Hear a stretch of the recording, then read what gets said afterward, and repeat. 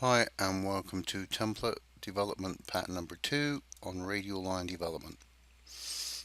Now this one's slightly different than the first one.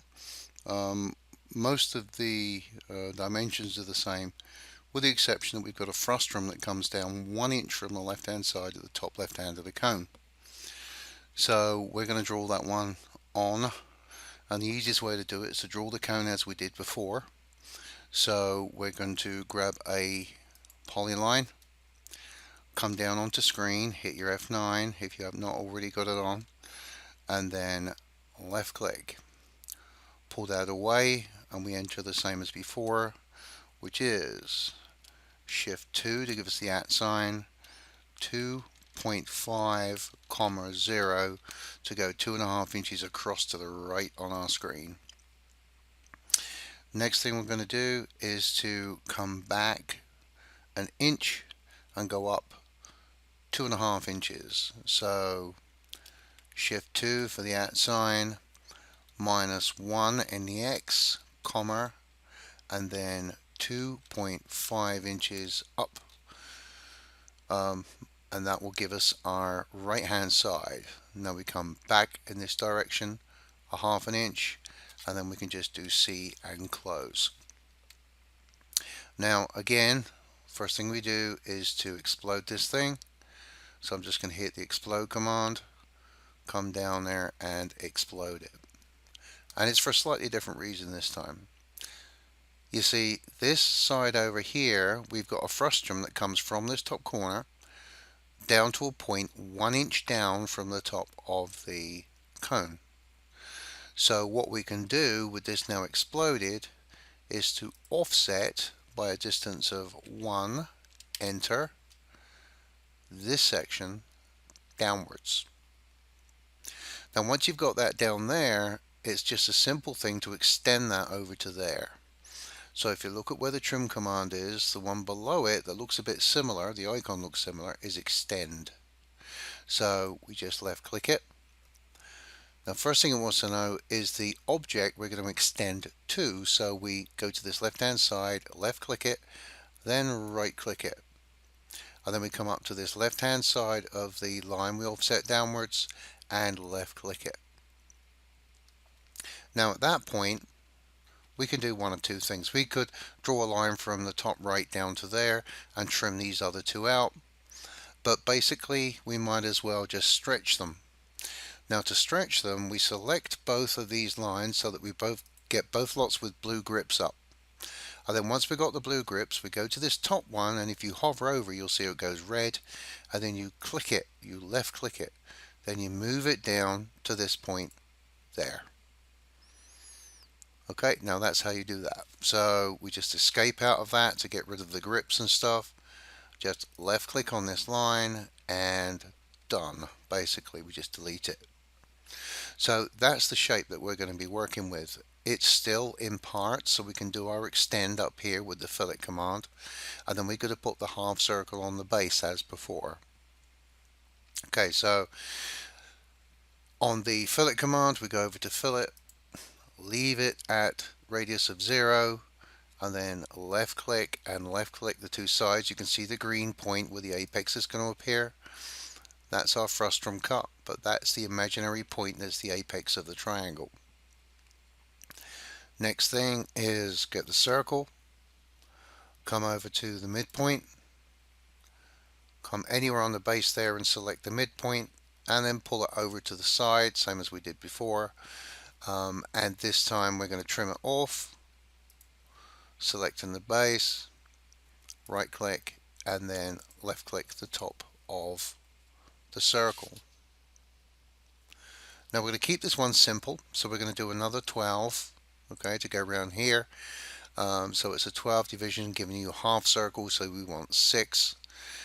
So I'm just going to type in the word, just escape out there, so I've got a command line, and then divide, divide, left click on that object, and the enter the number of segments is 6, and enter. Now if you remember, I need to get my polyline, then come over to this button here. That one is snap to node. Then if I zoom in, take my F9 key off, you'll see at some point, there it is, a little node point comes up. Then we just bring that straight up to the base. Do it again, so we've got another polyline, node point, come down around here, it should be about here somewhere, there it is there. Come up to the base. Remember, on conical sections, everything gets developed to the base. Last but not least, I'm going to put the middle line on from its node point, right from there to that point at the top. Move that across. Now we're going to come up to the mirror command, left click the mirror command, select the two objects we want to mirror, right click to say that's it, and basically it says where's your mirror line, so it's from there to there, and then hit enter. That puts the divisions down, up, well, should I say up to the baseline. Now we're going to use a polyline again, this time from there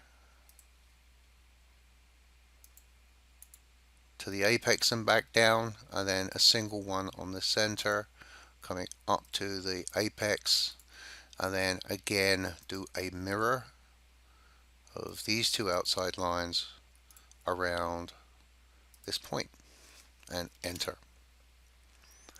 That gives us just about everything we want. Now remember what I said in the last lesson about developing these things to the side? Well, now that we've got a slant in frustum, that's exactly what we're going to have to do. So, just so that you can see the difference, I'm going to make them cyan, which is a light blue.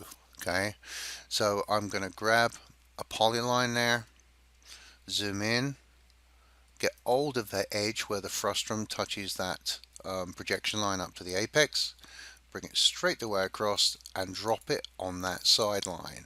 Okay, now I'm going to do it again from there to there, and again from there to there, and you do that all the way up the frustum to the side. The top two are going to be pretty close. That one's fairly easy. Then we've got one there. Zoom right in, and there it is there. Now I didn't bother putting the blue one on the top because basically there's nowhere for it to go. It'd just be a blue dot. But we've got to remember that we've got to develop that one too. So now we can do the circles. We might as well leave them blue, at least on the top section. So I'm going to grab a circle, have its center point at the apex, and pull it down to that top white line. Okay. Then I'm going to repeat the circle from the center point to that point there. Right click to repeat the circle from the top point to that point there, and we go right the way down this right hand edge. From there to there. If you want to zoom in closer and you don't want to keep on having to pick the apex point, I'll move it out the way and show you how to do it. Repeat circle, come anywhere near this circle here, and it will pick the center. See, it says center. Left click it and then bring it down.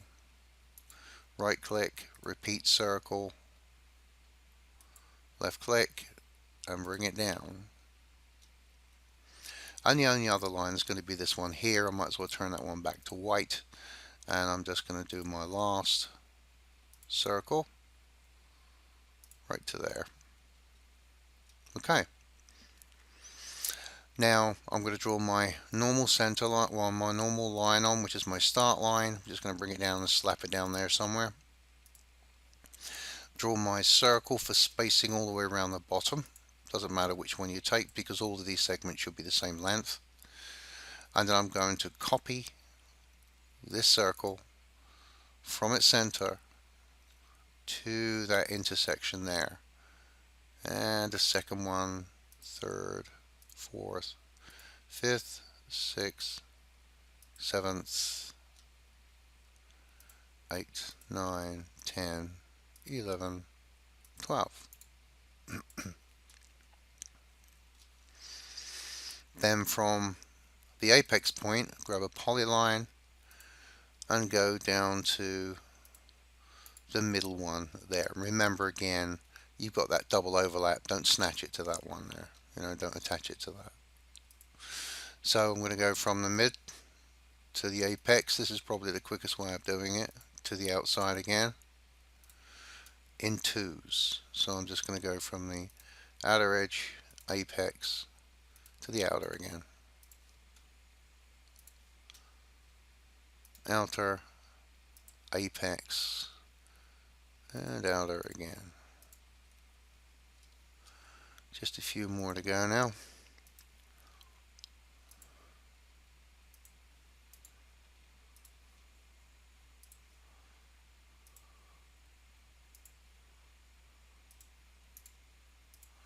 And last but not least, the outside line. Okay.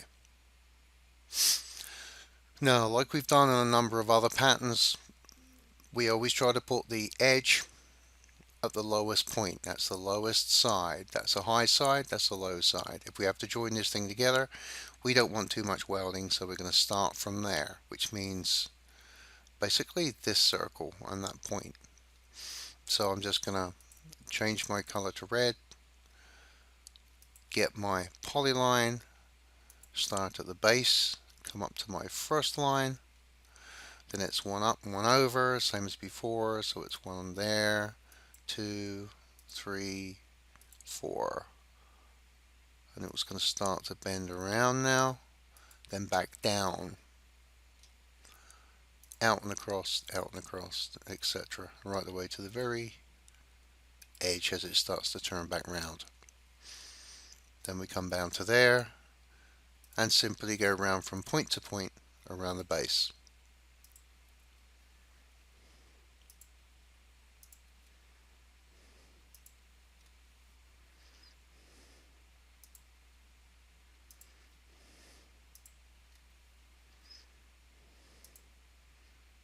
And close. And there's the pattern. Okay, see you on lesson 3.